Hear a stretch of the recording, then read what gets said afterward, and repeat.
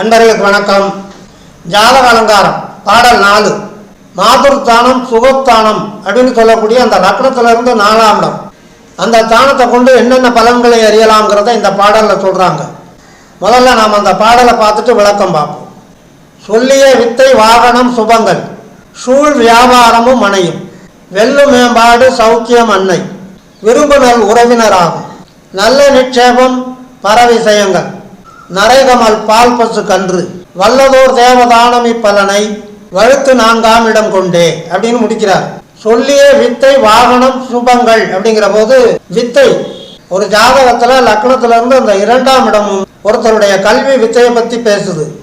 அடிப்படை கல்வின்னு நம்ம சொன்னோம். 1ஆம் வகுப்புல இருந்து 8ஆம் வகுப்பு வரையிலையும் அந்த அடிப்படையான விஷயங்களை சொல்லித் தர்றது தான் அடிப்படை கல்வி. அதுக்கு மேல பள்ளி இறுதி கல்வின்னு நாம பிரிக்கிறோம். 8ஆவதுல இருந்து 11ஆவது 12ஆவது முடிகிற வரையிலையும் அது பள்ளி இறுதி கல்வி. அந்த கல்வியினுடைய தராதரத்தை சொல்றது ஒரு ஜாதகத்துல லக்னத்துல இருந்து அந்த 4ஆம் இடம். அதை இந்த பாடல்ல சுட்டி காட்டுறாங்க. சொல்லிய வித்தை வாகனம், சொகுசு வாகனம், மகிழ்வுந்துகள், இதையெல்லாம் சொல்லக்கூடிய அந்த வாகன வசதிகள் ஜாதகருடைய தேவைக்கு ஏற்ப இதையெல்லாம் இந்த 4ஆம் இடம் கொண்டுதான் நாம் அறியணும். இது தவிர சுபங்கள், சுபங்கள்ங்கிற போது அந்த ஜாதகருடைய குடும்பத்தில் நிகழக்கூடிய மங்களகரமான நிகழ்வுகள். சூழ் வியாபாரம், அந்த ஜாதகர் பங்கு பெறக்கூடிய வியாபார அமைப்புகள், அதனுடைய தன்மை, அதனால் கிடைக்கக்கூடிய லாபங்கள். இது தவிர மனை, சூழ் வியாபாரமும் மனையும். மனைன்னு சொன்னால் வீடு வாசல், ஆடம்பரமான மனை மாளிகை கிடைக்குமா, இல்லை சாதாரணமான வீடு மனை அமையுமா அப்படிங்கிறத பற்றியெல்லாம் அந்த 4ஆம் இடத்தை கொண்டு தான் அந்த ஜாதகருக்கு உண்டான யோக பலாபலன்களை கூற முடியும் அப்படிங்கிற.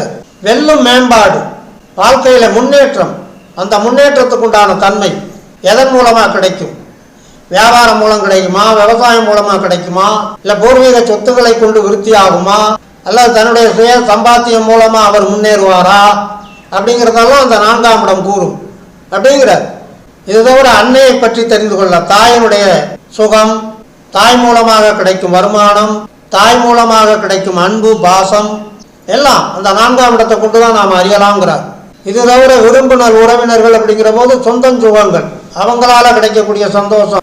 அதே மாதிரி 3ஆம் அடியில தொடங்குற போது நல்ல நிட்சேபம், உதயம், திடீர்னு கிடைக்கக்கூடிய வருமானம், எதிர்பாராத வகையில ஜாதகருக்கு கிடைக்கக்கூடிய யோக பலாபலன்கள், பாக்கியங்கள், திடீர் வருமானங்கள், சன்மானங்கள், அன்பளிப்புகள் எல்லாம் அந்த நிட்சேபம் அப்படிங்கிற வார்த்தையில் அடங்கும்.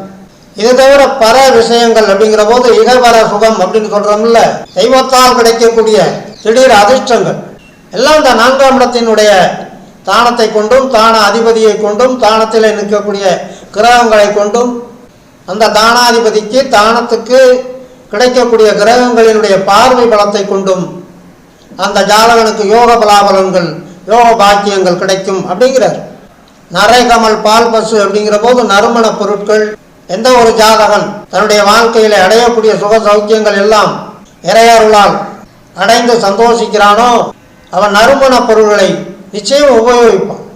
அதுக்கான பாக்கியம் கூட அந்த 4ஆம் இடத்தினுடைய பலத்தை கொண்டுதான் அந்த ஜாதகனுக்கு கிடைக்குங்கிறார்.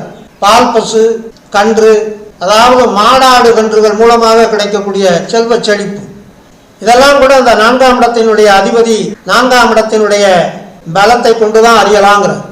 வல்லதோர் தேவதானம், தெய்வீக விஷயங்கள், அதன் மூலமா தானம் செய்யக்கூடிய பாக்கியம், வரபலம், தபபலம், இதெல்லாம் கூட இந்த 4ஆம் இடம் தான் நமக்கு கொடுக்குங்கிறார். இந்த மாதிரி மேற்சொன்ன அனைத்து பலாபலன்களையும் சுகபோகங்களையும் நாம் அறிந்து கொள்ள ஒருவர் தன்னுடைய ஜாதகத்திலே அந்த லக்னத்திலிருந்து அந்த 4ஆம் இடம் அது பெற்றிருக்கிற பலத்தை பொறுத்து அறியலாம் என்பதனை தெரிந்து கொள்ளுங்கள் என்று இந்த பாடலிலே சுட்டிக்காட்டி இருக்கிறார் என்று சொல்லி, இனி அடுத்து வருகின்ற பாடலுக்கு உண்டான தெளிவான விளக்கம் காண தொடர்ந்து வாருங்கள், ஆதரவு தாருங்கள் என்று கேட்டு இந்த அளவோடு நிறைவு செய்கிறேன். நன்றி, வணக்கம்.